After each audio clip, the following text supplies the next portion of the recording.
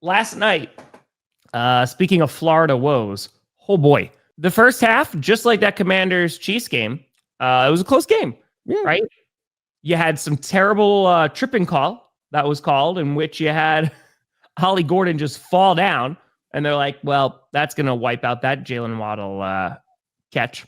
But then the second half happened, and it was pretty atrocious. I mean, the offense just did not look good. Tua did not have a good night after throwing 4 touchdowns and no interceptions on Sunday. And I will say, for a while, the Dolphins defense deserves a good amount of credit because they were able to stick in that game. And unfortunately, things just went very, very poorly. The play calling was bad. Tua was bad. The defense started to just really not be able to stop Lamar Jackson. And yeah, it was a really tough night for the Dolphins. And being played in Miami, the amount of boos that were there, fans just blatantly leaving. That's a tough one. Yeah, Dolphins fans are over it. We know that for sure. It was really Miami. Their problem was their red zone offense just was terrible. Pitiful. Once they got into the red zone, everything they were doing stopped working. The Ravens only had 6 more total yards than the Dolphins last night. They settle for a field goal, then they fumble, then they miss a field goal, then they get stopped on downs, and I can't imagine the 4th and 2 play where Tua just chucks it to the corner of the end zone. I cannot imagine that was Mike McDaniel's intention for that play design there. Nobody had a chance to catch the ball.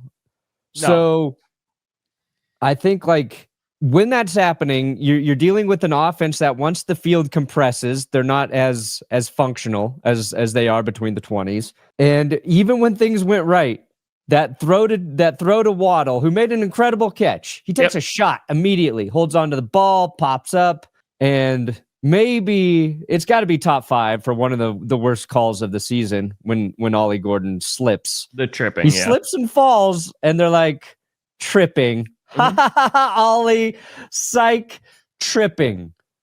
Why in that situation can we not have the NFL phone in like they did to take away a touchdown from the Lions? The Lions score. The NFL's on the phone right away. Fucking over the Dolphins. They're like, who cares? You're terrible. We don't care. Sorry, Ollie. And then Ollie got chewed out by Eric Studesville on the sideline. And he's like, Eric, I slipped, man. And I saw some people are like, when Eric sees, when he rewatches what happened, he's going to apologize to Ollie immediately. He definitely is. Immediately. But the Dolphins are bad. They're bad, man. And Lamar, he throws 4 touchdowns, had 5 incompletions. Crazy good. But the Ravens offense, I swear to God, like when they're clicking, it looks like the easiest offense to run in the league. Sure. And I'm not trying to like discredit Lamar. Like, no. It just looks so effortless. There's like always just a guy open and Lamar knows where he's going to be. And it's just, maybe that's the Dolphins defense being terrible, but I feel like it happens a lot with the Ravens. You're like, the Ravens are going to the Super Bowl because when they're scoring, it just looks easier than any other offense in the league. Sure. And it's been a few weeks since we've seen it with Lamar. So maybe I just kind of forgot how good they can be when he's out there. I don't know. Yeah. I mean, like for the Dolphins, because the hope was after their performance on Sunday, which by the way, the Falcons didn't even play last night. And I feel like the Falcons feel even worse after seeing that performance, right? Because the Dolphins roared back and beat the crap out of the Dolphins. Their defense looked good. Their offense looked good this past Sunday against Atlanta. And so heading into this game, I was like, all right, it's probably not going to be great, but at least I'm holding out a little bit of hope that it's going to be the team that showed up on Sunday. And like I said, that first half, despite everything, like they kept it close. And then that second half just was not good. And it feels like there are still so many questions about Miami, and especially when it comes to what their short-term future looks like, because this was the year that they needed to go and like win a playoff game. And I don't even think they're going to be sniffing the playoffs. No, they're done. Like the fact that you could argue they're either the 3rd or 4th worst team in their own division is a problem. And the Jets just won their first game. Yeah. So I feel like you have McDaniel, who's probably going to be gone, right? Tua, who they just gave a whole bunch of money to, got to figure out what the hell they're going to do with that. Tyreek Hill, who knows what the hell is going to happen with him.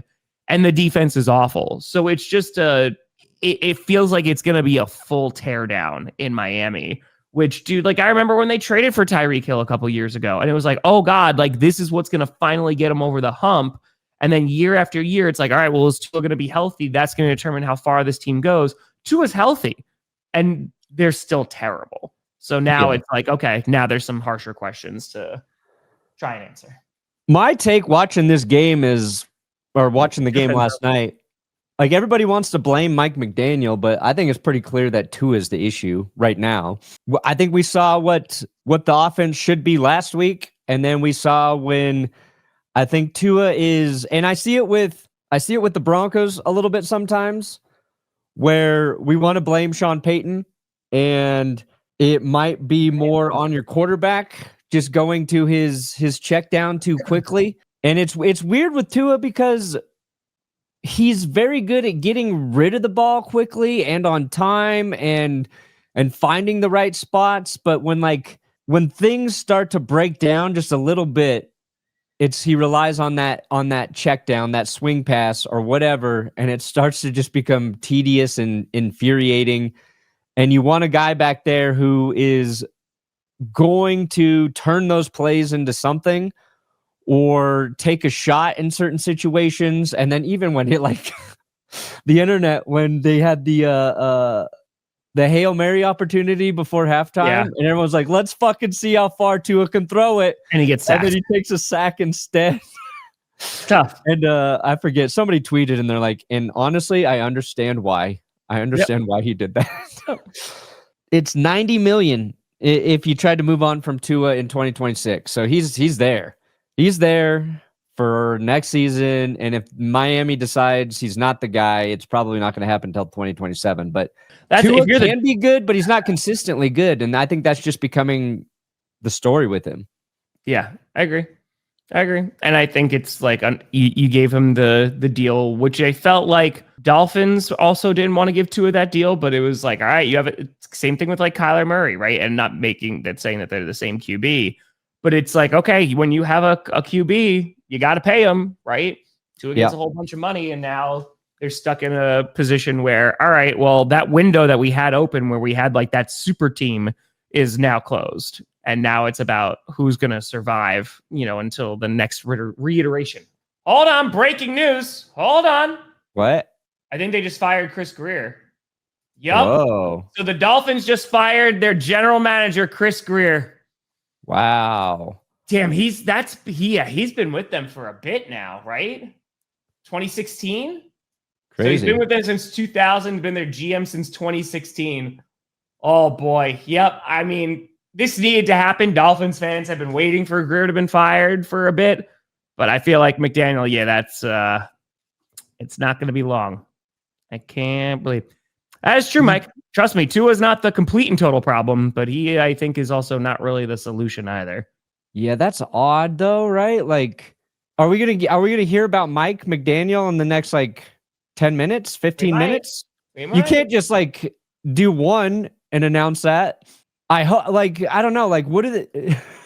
If they just fire only Chris Greer, I don't know. That doesn't help them a lot right now. No, I think it's part one of the teardown, man. I mean, we'll see if they're going to do a fire sale now and just start trading off some folks. I don't know. I mean, you can't look at that team last night and go yeah, we're making the postseason. Are they firing him because they want to trade a bunch of players and Greer was like, I'm not doing it? So they're like, okay, we'll get somebody who is.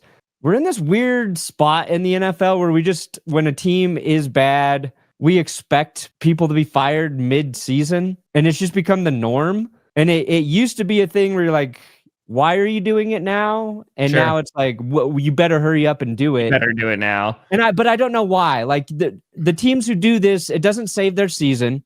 No. Almost none of them are finding their next head coach through this process. And it's almost like it's happening just to appease fans. I think there's a little bit of that. I mean, they're bad, man. I mean, so it's right now, Ian just tweeted out, no other changes to the coaching staff as of right now. Champ Kelly, who ran the Raiders most recently, is now the new interim GM. Yeah, there's a model of success we should rely on, Tom. Yeah. When did he run the Raiders? Sorry. That's tough. I don't know if anyone owes an apology to Brian Flores because you still could be a douche nozzle to your players and not liked, but Tua could also be bad. It could be both. Yeah, I agree with you. At the same time, this is something that could have happened earlier, like a season or two ago. But I feel like now it's exactly what you said. It's making noise to make noise. It's not going to make an immediate difference. It's not, again, maybe they're going to have a fire sale now for some players because the trade deadline's on Tuesday. But yeah, it's ugly, man.